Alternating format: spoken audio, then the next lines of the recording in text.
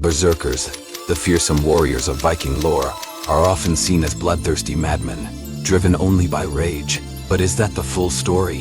What if everything you think you know about berserkers is only part of the truth? Let's take a closer look at these legendary warriors, not just as frenzied killers but as strategic assets with a unique place in Viking society. So, who were the berserkers? The common images of warriors rampaging uncontrollably through battle, muscles bulging and eyes wild with fury. But were they really just mindless brutes? What if, instead of being driven purely by rage, their fury had a deeper, more strategic purpose? Berserkers were elite warriors who fought in a trance-like state, often described as berserker gang, a frenzy so intense it seemed to blur the line between man and beast. This state of mind made them seem almost invincible, but the truth behind it is far more complex than simple madness. Their behavior was not only about primal rage, but it also served as a calculated tactic, one that could shatter the morale of their enemies in a split second. The name Berserker itself comes from Old Norse, with ber meaning bear and serker meaning shirt or coating. Some berserkers were called bearskins, and others wolfskins, depending on the animal they most closely identified with. These warriors didn't just wear these animal skins as protection. They wore them as symbols. The bear represented raw strength, while the wolf was a creature of cunning, and each animal had a different connotation in Viking culture. By wearing these skins, berserkers adopted the traits of the animals, connecting their human power to the ferocity of wild beasts. But was it all just about the clothing? Did the animal skins truly turn them into the monsters they're often portrayed as? Or was it about something deeper, the psychological effect these men had on their enemies? Some historians debate whether berserkers were a special fighting class, or simply ordinary warriors with a different mindset. They were often recruited by Viking chieftains because of their unique ability to lead battles in a terrifying, unpredictable way. But there was a more calculated element at play. These warriors were not as uncontrollable as we think. Instead, they may have been the product of intense mental and physical conditioning, able to channel their rage into an unstoppable force on the battlefield. But what really caused this rage? Most people think that berserkers were madmen, losing themselves entirely to their emotions.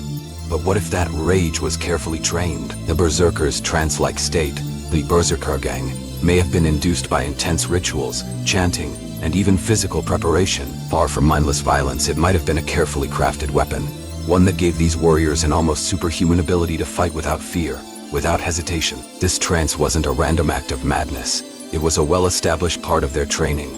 Some even suggest that berserkers used mind-altering substances, like hallucinogenic mushrooms, to enhance their strength and focus. But there's another theory, that berserkers were simply conditioned to fight fearlessly through mental toughness.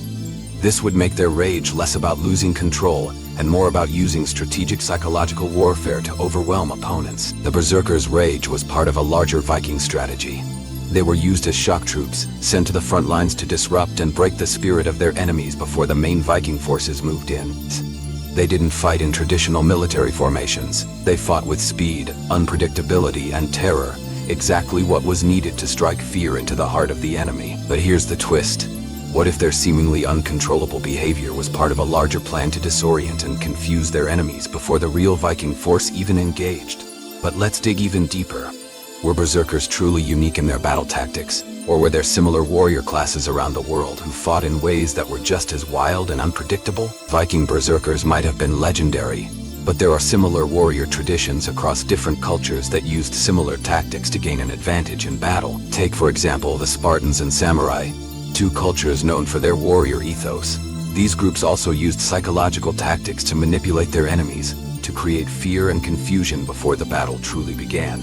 Could it be that berserkers were simply part of a broader military tradition, one that included elite warriors, trained not just in physical combat, but also in the art of psychological warfare? These warriors weren't just fighting with their swords. They were fighting with their minds, manipulating both themselves and their enemies to win before the first blow was even struck. There's another fascinating angle to consider: the berserkers' mental and physical conditioning.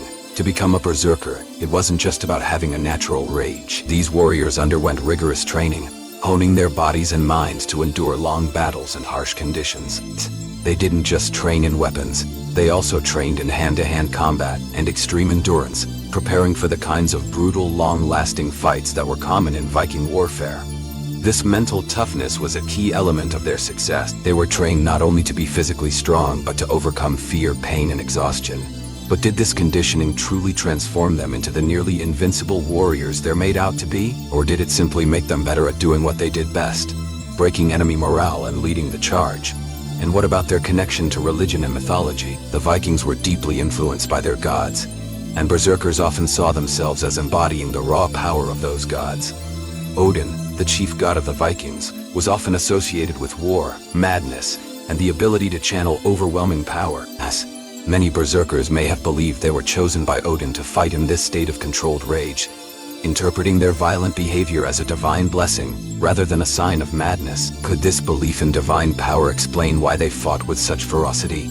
And could it have played a role in their unshakable sense of purpose on the battlefield? While the berserker's story is one of strength and strategy, it's also one of myth-making. Over time, the image of the berserker has been distorted by literature and Hollywood, turning them into mere mindless killers. But this popular image doesn't do justice to the real complex nature of these warriors. As we peel back the layers of the berserker myth, we see that these men were more than just wild fighters. They were part of a carefully orchestrated military strategy, one that used their rage and unpredictability as weapons to shatter enemy morale and lead their forces to victory. Now, as we begin to uncover the truth about berserkers, it's clear that they were far more than just berserkers. They were highly trained warriors with a deeply ingrained sense of purpose and tactics. And the more we learn, the more we realize that their story is far more fascinating and complex than the bloodthirsty madness we've been led to believe. Could the berserker's rage be something other than uncontrollable violence? Most of us have heard the dramatic tales. Viking berserkers, bloodthirsty warriors who entered battle in a frenzied rage, ripping through enemies with terrifying speed and strength. These warriors are often depicted as uncontrollable forces of nature, tearing apart anything in their path. But the truth is more complex and more strategic than the image of mindless savagery that we've been taught. Berserkers were said to enter a trance-like state called Berserker, which made them almost invincible. In this state, they would stop at nothing, showing no fear, pain, or hesitation. They fought with the fury of a wild animal, unstoppable and unpredictable. But was this rage really about losing control? Or was it something far more calculated? Let's break down this idea. The idea of berserkers as mindless monsters doesn't align with the full historical picture.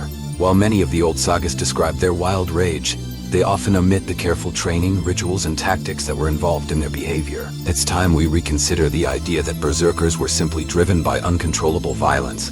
What if I told you that berserkers' rage wasn't an accident but an orchestrated military strategy? Their intense behavior on the battlefield wasn't just the result of blind fury.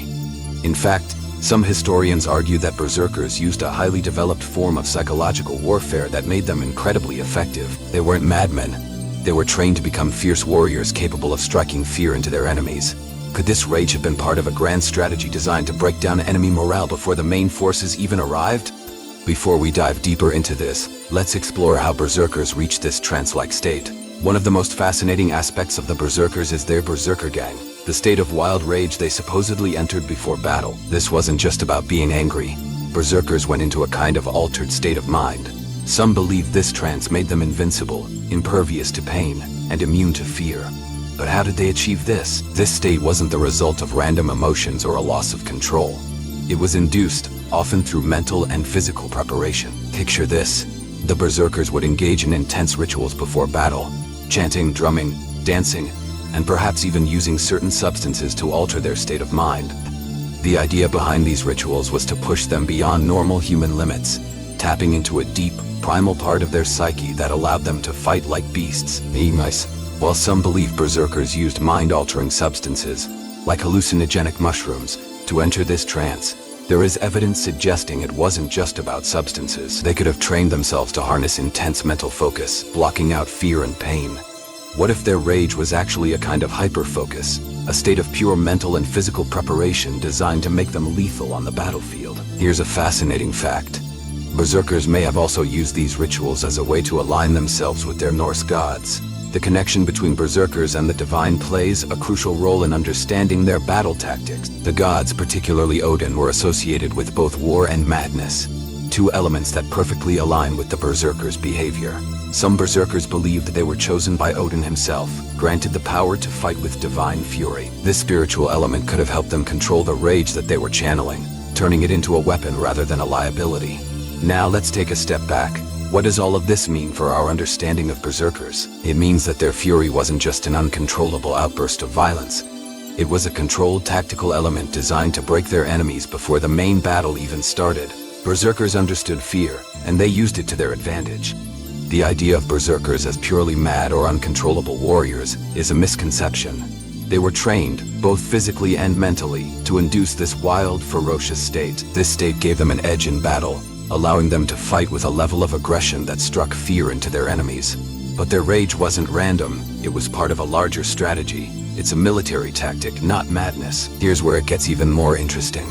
These berserkers were also likely aware of the psychological impact their presence had on the battlefield. Their very appearance, wild eyes, animal skins, and aggressive behavior would have been enough to demoralize any opposing force. They didn't even have to fight to win, they only had to show up. The effect was immediate. Enemies were rattled by the berserkers' unpredictability and raw aggression, leaving them vulnerable to the Viking forces that followed. Berserkers weren't just fighters. They were the Viking equivalent of psychological shock troops. By the time the main army arrived, the enemy was already mentally weakened, and it's almost as if the berserkers had been trained to fight before the first sword was ever drawn. But did berserkers always have the upper hand? Was their rage the invincible weapon we imagine? Or were there times when this uncontrolled fury backfired? As we continue exploring their role in Viking warfare, we'll find that the berserkers weren't as invincible as we've been led to believe. So, while we've uncovered how berserkers used their wild, fearsome persona as a weapon, it's important to realize that this fury, although terrifying, was only one part of their role in battle. It wasn't about blindly charging into a fight. It was about using every tactic, every element of surprise, and every psychological advantage to win before the real battle began. In the end, the berserkers' rage wasn't uncontrollable violence. It was a calculated, powerful force, and that's what made them so legendary. Their fearlessness, trained through rituals, tactics, and psychological warfare, turned them into some of the most formidable fighters in Viking history. But how much of this was part of their master plan, and how much was myth? That's a question we'll explore in the next section. Could they have been trained to act out of control, or was it a carefully crafted image? The berserkers are often depicted as uncontrollable, frenzied warriors, driven by blind rage on the battlefield. But could this idea be too simplistic? What if their behavior wasn't driven by madness at all, but was part of a calculated strategy, designed to strike fear into the hearts of their enemies? Berserkers are most famous for their ability to fight in a trance-like state, often described as berserker gang. In this state, they were said to possess almost superhuman strength and endurance, charging into battle with ferocity and aggression. But did they truly lose control, or was this trance something they could invoke at will? The idea of berserkers losing control might be more myth than fact. Evidence suggests that what we perceive as rage might have been a form of extreme mental conditioning.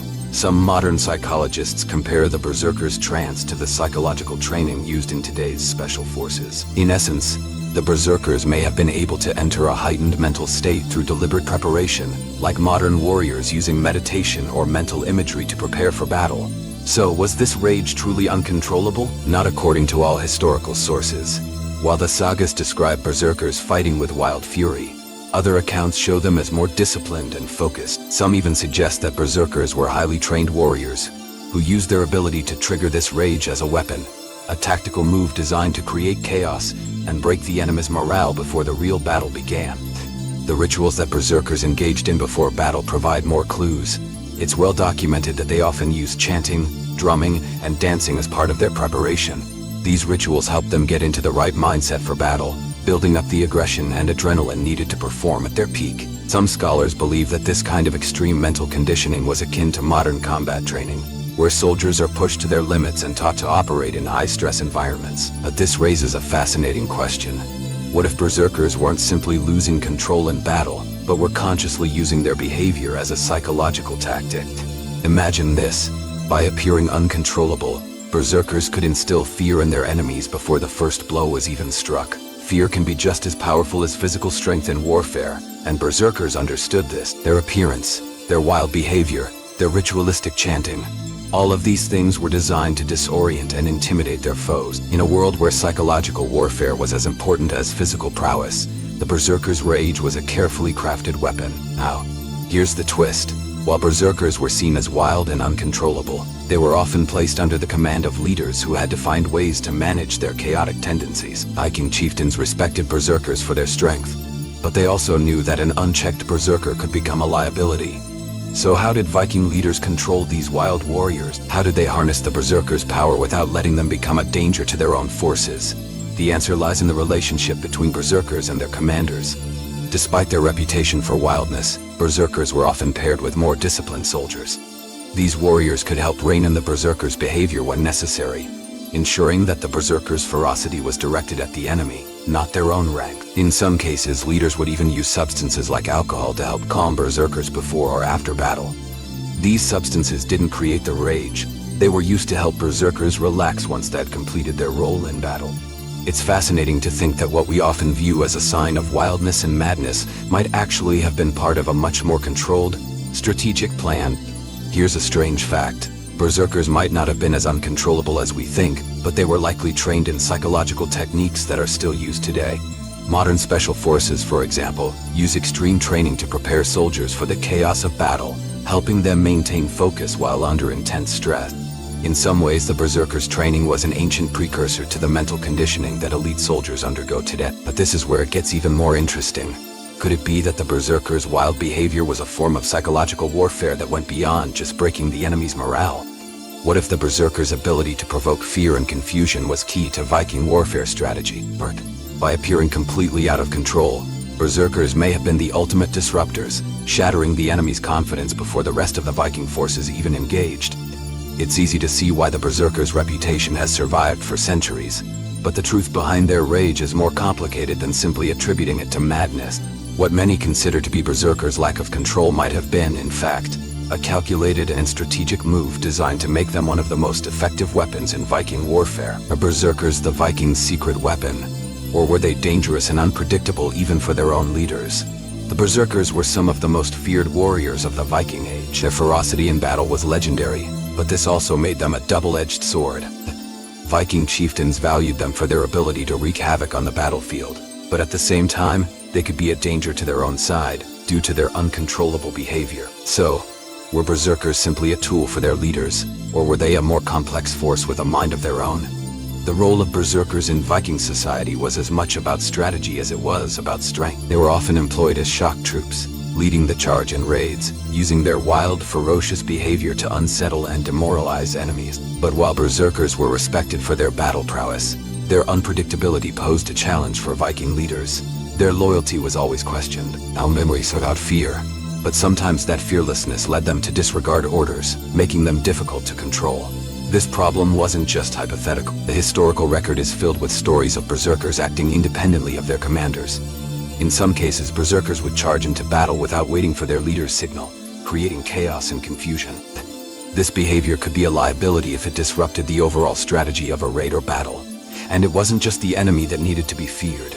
Berserkers sometimes became a threat to their own side. There's an interesting point to consider here. Despite their reputation for unpredictability, berserkers were often used in situations where their lack of control could be a tactical advantage. Viking leaders would deploy them first, ahead of the main force, knowing that their violent, chaotic behavior would break the enemy's morale. The berserkers' reputation for madness and ferocity would intimidate their foes, setting the stage for the more strategic Viking forces to swoop in for a decisive blow. But this only worked if the berserkers stayed within the bounds of their role. Yes, if they went rogue, they could throw the entire plan off balance. So did Viking chieftains embrace the berserkers as a powerful tool? Or were they constantly managing a dangerous liability? It's likely a bit of both. Berserkers were indispensable in certain situations, but their behavior required careful oversight. There's even evidence to suggest that Viking leaders took extreme measures to keep berserkers in check. Some leaders used alcohol or other substances to calm berserkers after battles, while others kept them on a short leash, pairing them with more disciplined warriors who could control their impulsive tendencies. And then there's the issue of loyalty. Berserkers were warriors without fear, but their fierce independence meant that their loyalty was often in question. They fought for the thrill of battle, but were they loyal to the Viking cause, or just to themselves? Some sources suggest that berserkers were more interested in the glory and spoils of battle than in serving their leaders, leading to potential conflicts of interests. The berserker might be a hero on the battlefield, but how much could Viking commanders really trust them when the battle was over?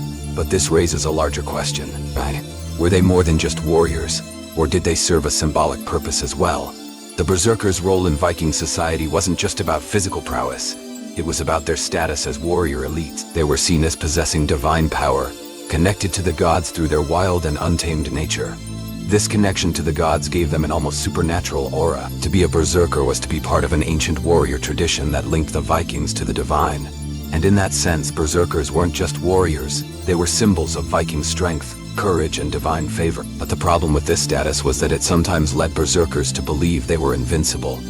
Their sense of power and invulnerability could make them unpredictable, pushing them to act out of turn. In a world where military strategy depended on discipline and control, berserkers were a wild card. And yet, despite their flaws, they were revered and feared. Viking leaders had to walk a fine line, embracing the berserkers for their power while constantly managing the chaos they brought with them. Berserkers were a paradox, revered for their strength and feared for their unpredictability. They played a crucial role in Viking raids and battles, but their chaotic nature posed a challenge for their leaders.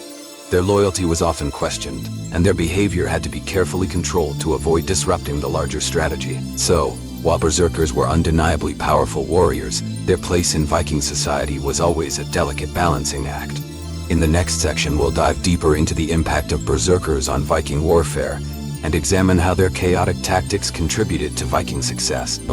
Was it their ferocity that made them so effective, or was it their psychological impact on the battlefield?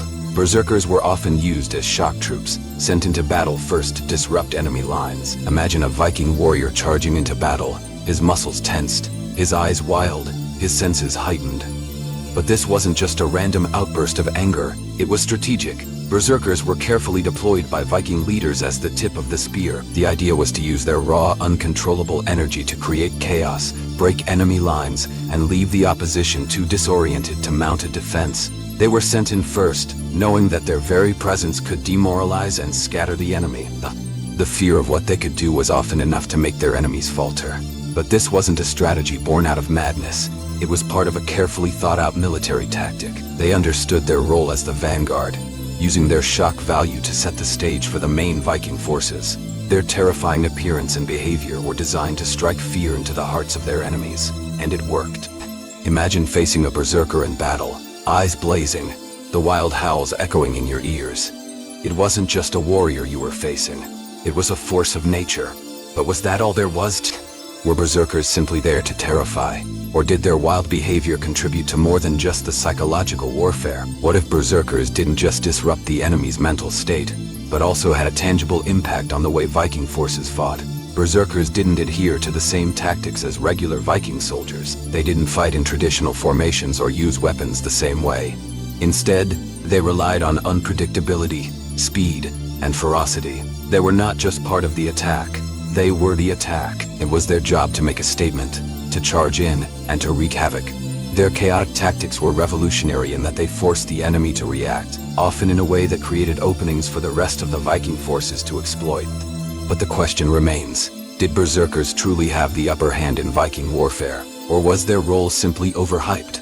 What if their chaotic tactics weren't the key to Viking success, but rather a symptom of a larger, more coordinated strategy? To understand this, we need to look at how berserkers fit into the grand picture of Viking warfare. It's tempting to think of berserkers as warriors who operated entirely on instinct and madness, but the reality might be far more calculated. Yes, berserkers embodied a level of raw energy and fearlessness, but there's evidence to suggest that their role was strategic in nature. They were trained, mentally and physically, to act as the first wave, destabilizing the enemy and creating chaos. In essence, berserkers were the Vikings' first line of psychological warfare. Their role was not just to fight, but to reshape the battlefield, setting up the rest of the Viking forces for victory. Berserkers didn't just fight, they disrupted. They shattered the opposition's confidence, creating confusion that allowed the rest of the Vikings to capitalize on the chaos. This role wasn't random, it was part of a broader military strategy that capitalized on the berserkers' unpredictability. In Viking warfare, victory often depended on outsmarting and outmaneuvering your opponents. Berserkers, with their raw power and madness, were key players in this tactical chess game. Now, consider the psychological impact of this strategy. Already established that berserkers were known for their fearsome appearance and unpredictable behavior. But what if their very presence was enough to give the Vikings the upper hand in battle? Would the berserkers' reputation alone have been enough to unnerve the enemy, and create an advantage before the fight even began. Could the Vikings' success in warfare have relied on the psychological tactics of berserkers as much as on their raw fighting ability? There's no question that the berserkers played a critical role in Viking raids. Their fierce reputation preceded them, and their wild tactics left a lasting impression. But did they play a larger role in Viking military culture than just being a weapon of fear? Were they part of a more strategic approach to warfare that shaped the Vikings' success on the battlefield? In the next section, we'll dive deeper into the unique aspects of berserkers' training and how they became key players in Viking warfare. Could it be that their mental and physical conditioning was the secret to their unparalleled success? Let's take a closer look at the making of a berserker. Viking berserkers may have been unique, but similar warrior groups existed across Europe and Asia. While the berserkers are often seen as a one-of-a-kind group of fierce warriors, the reality is that many ancient cultures had their own version of frenzied, fearsome fighters. These groups shared common traits. They invoked fear, embraced their primal instincts, and often used psychological warfare as a tool in battle. Could berserkers really have been so different? Or were they just part of a larger tradition of elite warriors that stretched across the globe? Take, for example, the samurai of Japan. They were disciplined, highly trained warriors, but they also fought with an intense focus and warrior ethos that mirrored the berserkers. The same goes for the Spartans, whose training and strict code of conduct forged one of the most feared military forces of ancient Greece. And the berserkers, these warriors were known for their fierceness in battle, but they also used psychological tactics to intimidate their enemies. The berserkers might have been more chaotic, but the underlying strategy was remarkably similar. Yet, while these warrior groups might have shared some traits, the berserkers had their own distinct characteristics that set them apart. They were not only feared for their ability to fight, but also for their willingness to completely disregard their own safety in the process. Berserkers were often depicted as nearly invincible in their berserker gang, their trance-like state of rage. But were they really so unique in this regard? In fact, the frenzied warrior archetype appears in many cultures around the world. In ancient Celtic culture, warriors would enter a battle frenzy known as the battle rage, much like the berserkers of the Viking Age. Similarly, ancient Scandinavian traditions featured Ulfhavnar warriors, who were closely related to the berserkers. These warriors were said to be capable of transforming into wolves or other beasts in battle, similar to how berserkers identified with bears and wolves. Could it be that berserkers were just one example of a global military strategy designed to use psychological tactics to instill fear in the enemy? The berserkers were part of a larger military tradition that spanned continents, where warriors were trained to embrace their wild animalistic instincts as part of their fighting spirit. It wasn't just about rage, it was about harnessing their rage in a way that would disorient and frighten their enemies. The key to their success and their reputation wasn't necessarily their ability to fight with brute strength, but their ability to create chaos and confusion in their enemies' minds before the battle had even begun. As strange as it may seem, berserkers were not alone in using this tactic. In fact, their ability to dominate the psychological battlefield has much more in common with other warrior cultures than most people realize. Whether it was the samurai, the Spartans, or the Celts, all of these groups had their own versions of shock troops, elite warriors trained not just to fight, but to instill fear and disrupt their opponents' plans. Could it be that the berserkers were part of a much larger global military tradition, one that spanned from Europe to Asia, all the way to the heart of the Viking world? This connection raises an important question. Were berserkers really unique, or were they just another link in a chain of elite warriors who relied on psychological warfare to achieve victory? As we continue to explore the berserkers' tactics and role in Viking warfare, it's clear that their place in history was not just about bloodshed, it was about strategy, and their legacy still influences how we think about military tactics today. Berserkers may have been unique, but similar warrior groups existed across Europe and Asia. The idea of warriors entering a trance-like state or adopting animalistic behavior wasn't confined to the Viking Age. It turns out that berserkers had much in common with other ancient warrior classes that used psychological tactics to instill fear and gain an advantage in battle. Take the samurai, for example. These elite warriors were not just highly trained in combat, but they were also masters of psychological warfare. Their rituals, including the famous tea ceremony, helped them focus and calm their minds before going into battle, creating a calm but deadly mindset. Much like the berserkers, they were trained to face battle with a sense of calm and readiness, regardless of the chaos around them. Similarly, the Spartans, who trained from a young age in rigorous military discipline, also used their psychological strength to intimidate enemies. They were known for their unwavering resolve, creating an image of invincibility that intimidated even the mightiest of foes. It's not so different from how berserkers would enter battle in a frenzy, shrouded in the power of their animalistic persona, overwhelming their enemies through sheer fear. But here's the twist. While the berserkers were known for their wild behavior, they weren't as singular in their role as many think. The idea of frenzied warriors appears in many cultures across the world. Take the Celts, for example. Their warriors would enter a state of madness in battle.